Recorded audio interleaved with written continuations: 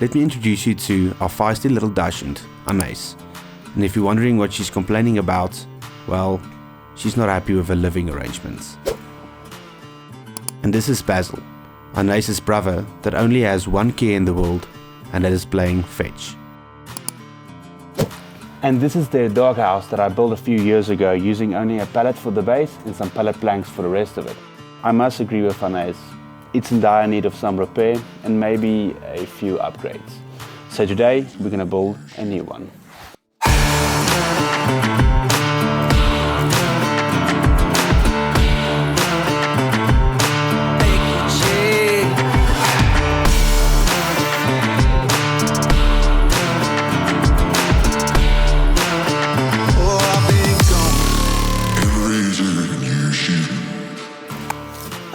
Now, to be honest, I'm way too lazy to use pallet wood again. So this time I'll be making the entire thing out of pine. More specifically, out of structural lumber, some flooring board and cladding. I'll also insulate the walls and maybe add a window or two. And to completely go overboard with this project, I'm going to add an electric heating blanket specifically made for animals and some LED lights that I'll be able to control remotely with these Wi-Fi switches. Now let's get building. And before everyone starts attacking me in the comments, this is only our dog's home during the day, when we're not home. So first I'm making up a little deck for the doghouse to sit on, and I'm using some structural pine for the frame of the deck, and then I'll be using some pine flooring boards on top of that. I decided to go with pine because it's the cheapest option, and let's face it, it's still only a doghouse. Once I had all of the frame pieces cut, I used some decking screws to fix them all together.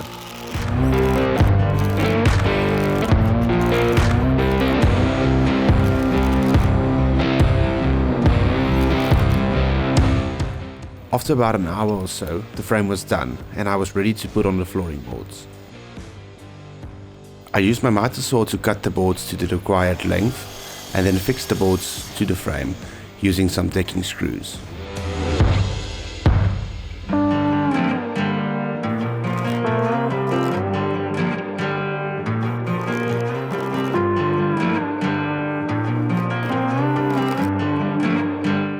The last board wasn't quite full width, so I ripped it to its final dimension on my table saw.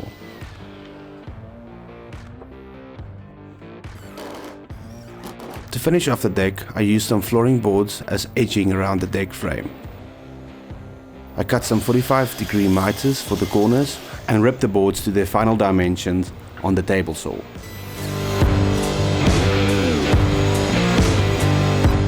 I then temporarily fixed the boards to the frame and then used my router and sander to clean it up a bit. The only drawback for using pine is that by itself it's not that weather resistant and it needs to be sealed. So I removed the edging to seal it on both sides and then started to apply the first coat of sealant.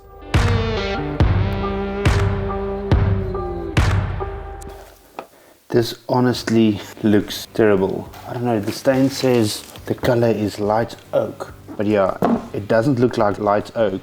It looks like the color of the sticker is like mustard yellow. Hopefully it looks better when it dries.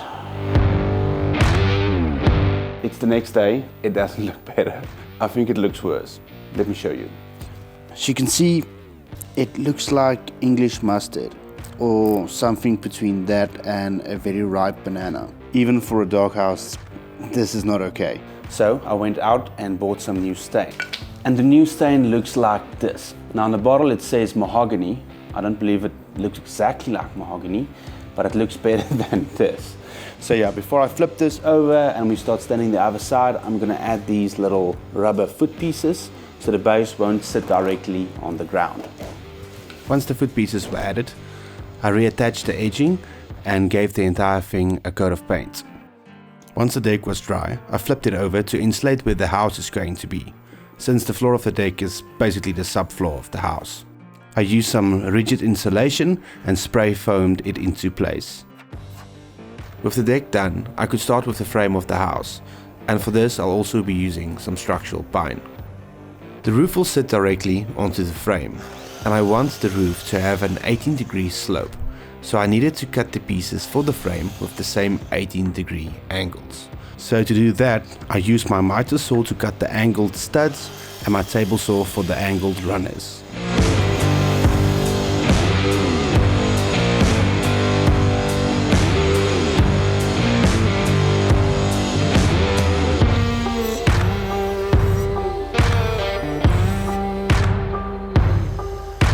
After all of the frame pieces were cut, I only needed to drill some pocket holes into the runners, and then I could start to assemble the frame.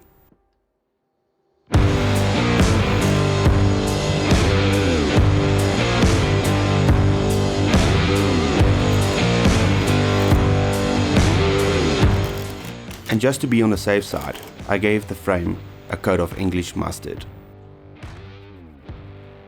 While I was waiting for the stain to dry, I started to build the window frames. I used some plywood offcuts to build 2 H-frames that the windows will sit in. Once the stain was dry, I permanently fixed the frame to the deck, sealed it with caulk, installed the 2 window frames and added some plywood supports for where the electrical box and the roof will attach. While it was still easy to do, I painted the inside surfaces of the window frames. I then drilled some holes into the frame to route the LED wires through and installed the LED housings on the inside of the window frames. I then cut the LEDs to size and soldered some wires to them. I then routed the wires for the LEDs through the frame, secured them, installed the LEDs and made sure they actually worked before I went on to make the inside panels. I used some 1/4-inch plywood for the inside panels. I cut them to size on my table saw and then used my jigsaw to make some cutouts for the door and windows. Once the panels were installed, I sealed the edges with some caulk. The next up was to insulate the walls, but before I did that, I first installed the heating mat in order to route its cables to where the electrical box is going to sit. With all of the cables routed, I filled all of the wall cavities with the same rigid insulation I used before and spray foamed it into place. Now while I waited for the foam to harden, I started to build the electrical box. The first step was to strip the mattress controller, solder a fixed wire to its terminals to keep it in the on position, and then mounted it within the box together with the Wi-Fi switches and LED power supply. Once it was finished, I fixed the box to the support pieces I installed earlier, connected all of the wires and insulated around the box. I then trimmed the excess foam and then tested that the lights and heating mat actually worked before I moved on to adding the outside cladding. Like I mentioned earlier, I'll be using pine cladding for the outside walls. Now, I chose this cladding because it's got tongue and groove joints and that should give me quite a good weather seal. And I just like the way it looks. Using my miter saw and the frame as reference, I started to cut the cladding pieces to size. Fixing the boards to the frame with a combination of rust-resistant screws and galvanized brad nails, beginning at the back of the house and working my way around until the entire house was covered.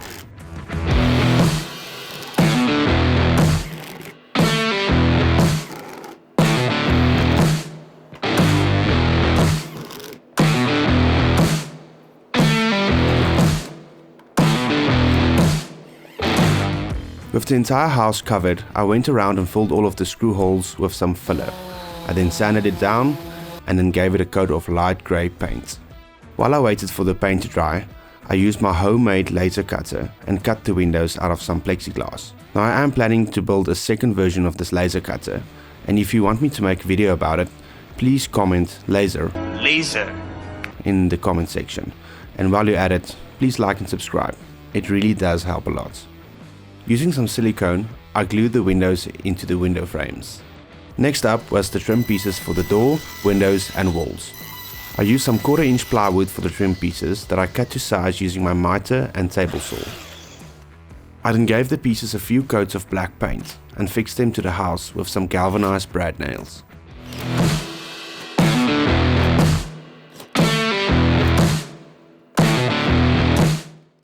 I did some touch-ups and installed the outside LED before I moved on to building the roof. I'm first building a frame for the roof using some structural pine. The frame will have the same 18-degree slope, so I used my table saw to cut the 18-degree angles into the front and back beams. I then used my miter saw to cut all of the pieces to the correct length, drilled some pocket holes and then assembled the frame. I then used a piece of 1/4 inch plywood as the ceiling board. I cut it to size with my track saw and then attached it to the frame.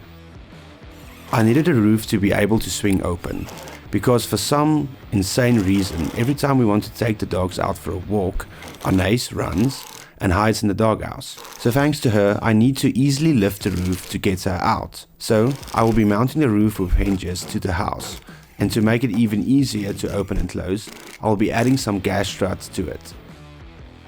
Now just before mounting the roof, I reinforced the areas where the hinges and struts will attach. I then mounted the roof and attached the gas struts to the roof and house. I then checked if it worked correctly before I went on to adding the roof tiles. The tiles I'll be using is this lightweight coated metal tiles. I cut them to the correct length using my angle grinder and added some beams to the roof frame to mount them on. Now just before I mount the tiles, I quickly painted the exposed areas with some black paint. I then attached the tiles one by one with some roofing nails, taking care to seal the ends of each tile with some roofing membrane and paint.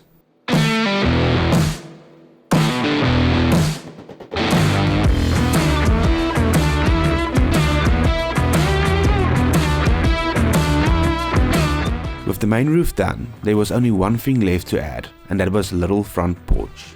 I started building a little frame for the porch out of structural pine and cut all of the pieces to size on my miter saw. I wanted the porch to have the same slope as the main roof, so I used my table saw and cut an 18-degree angle on the beam that will be mounted against the house. I also cut a support piece out of some plywood, drilled pocket holes into all of the pieces, and then started to assemble the frame. I then gave the frame a few coats of black paint and mounted it to the house once it was dry. I then cut some tiles for the porch, mounted them to the frame and then sealed the edges. And to prevent any rain from entering the door, I closed one of the sides of the porch with a piece of plywood. And just like that, a house fit for a Dachshund king was finished.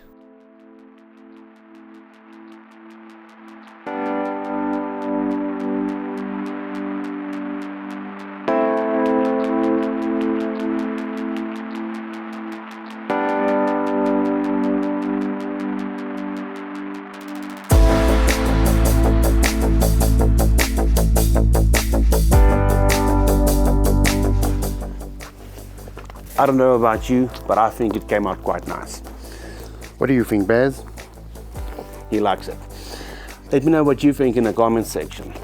If you enjoyed the video, please give it a like, and if you want to see more videos like this one, please subscribe. Until next time, thank you for watching.